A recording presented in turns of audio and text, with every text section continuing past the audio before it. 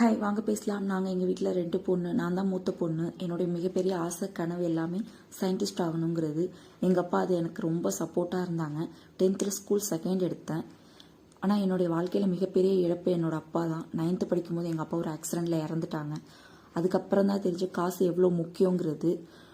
எங்கள் அம்மாவோட சேர்ந்து நானும் வீட்டு வேலைக்கு போக ஆரம்பித்தேன். எங்கள் அம்மா பெருசாக படித்தவங்க இல்லை. காலையில் வீட்டு வேலைக்கு போவேன், வந்து ஸ்கூல் போவேன். ஈவினிங் ட்ரஸ்ட்டில் இருக்கிற ஸ்டூடெண்ட்ஸ்க்கு டியூஷன் எடுப்பேன். நானும் கொஞ்சம் கொஞ்சமாக சம்பாதிக்க ஆரம்பித்தேன். ஏன்னா எங்கள் அம்மாவோட சம்பாத்தியத்தில் மட்டுமே என் தங்கச்சியும் படிக்க வச்சு வீட்டையும் பார்த்துக்க முடியலை.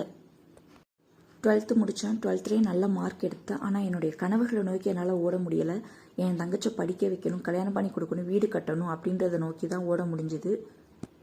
வேலை பார்த்துக்கிட்டே கரஸில் டிகிரியும் முடித்தேன். வேலை பார்க்குற இடத்துல எனக்கு ஒருத்தவங்களை பிடிச்சிது. ஃப்ரெண்டாக தான் இருந்தோம். அவங்க ஃபேமிலி எனக்கு ரொம்ப பிடிச்சிது. அதுதான் நான் சொல்லுவேன். ஏன்னா என் ஃபேமிலி நாங்கள் சேர்ந்து உட்காந்து பேசினாவே அங்கே கடன் இருக்குது, இங்கே வட்டி கட்டணும், இந்த பொருள் வாங்கணும் இப்படின்ற கான்வர்சேஷன் தான் வரும். என் அம்மா தங்கச்சி நான் பேசும்போது அவங்க ஃபேமிலி ரொம்ப ஜாலியாக இருப்பாங்க. என் ஃப்ரெண்டோட கூட பிறந்தவங்க 2 தங்கச்சி, ஒரு தம்பி, அம்மா அப்பான்னு ரொம்ப ஜாலியான ஃபேமிலியாக இருப்பாங்க. ஒரு நல்ல ஒரு வைபோடையே இருப்பாங்க, ஹாப்பி வைபோடையே. ஸோ அந்த ஃபேமிலி எனக்கு ரொம்ப பிடிச்சிது. அதனால் எங்களுடைய ஃப்ரெண்ட்ஷிப் காதெல்லாம் மலர்ந்துச்சு.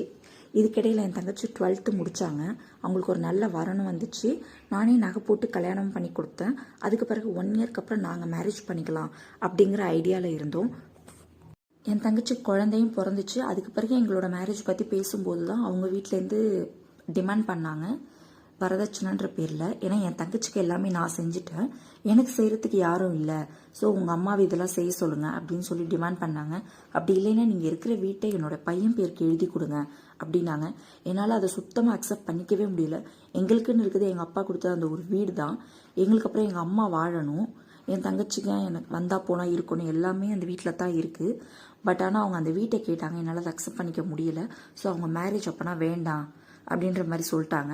அந்த பையன்கிட்ட நான் எவ்வளவோ பேசி பார்த்தேன். அந்த பையனும் அம்மா பேசுகிறது தான் கரெக்டு அப்படின்ற மாதிரி சொல்லிட்டாங்க. இதுக்கிடையில் அவங்களோட மாமா பொண்ணு ஏதோ சம்திங் அவங்களுக்கு பேசி முடிவு பண்ணியிருந்திருக்காங்க. எனக்கு அது லேட்டாக தான் தெரிய வந்துச்சு. இதை பற்றி அந்த பையன்கிட்ட பேசினா அந்த பையன் வந்துட்டு எதா இருந்தாலும் எங்கள் அம்மா கிட்ட பேசிக்கோ அப்படின்ட்டாங்க. அதோட அவங்களுக்கும் எனக்கும் இல்லை பேச்சே இல்லாமல் போயிட்டு இப்போ ரீசெண்டாக கேள்விப்பட்ட அந்த பையனுக்கும் அவங்க மாமா பொண்ணுக்கும் 1 இயரில் மேரேஜ் பண்ணுறதா முடிவு பண்ணியிருக்காங்கன்னு. ஆனால் நான் வெயிட் பண்ணிகிட்டு இருக்கேன் அந்த பையன் என்னை புரிஞ்சுக்கிட்டு வந்து என்னை கல்யாணம் பண்ணிப்பாங்க அப்படின்னு. இந்த தோழிக்கு என்ன சொல்லணும்னு நினைக்கிறீங்களோ கமெண்ட்டில் சொல்லுங்கள். சப்ஸ்கிரைப் பண்ணாமல் பார்க்குறீங்க, சப்ஸ்கிரைப் பண்ணுங்கள், லைக் பண்ணுங்கள், ஷேர் பண்ணுங்கள்.